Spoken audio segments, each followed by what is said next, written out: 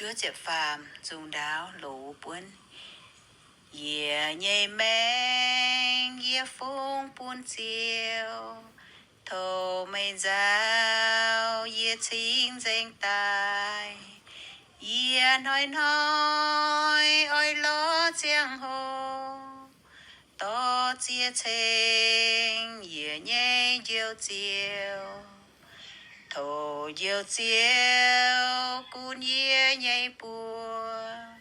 chan chan khung châu lông bùn miền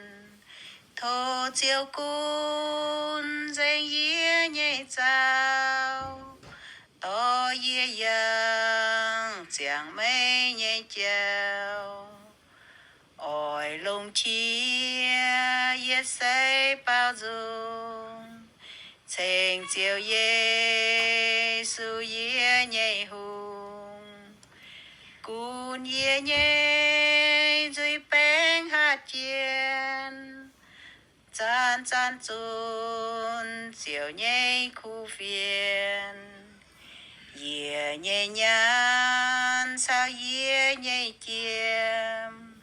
dìa chung phung họ bốn chiều can dìa nhây trông mình hiếu hay nhung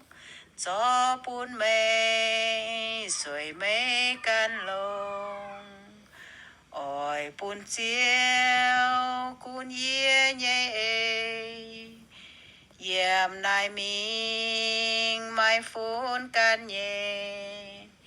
dìa nhây nhiều dìa thô mê yếm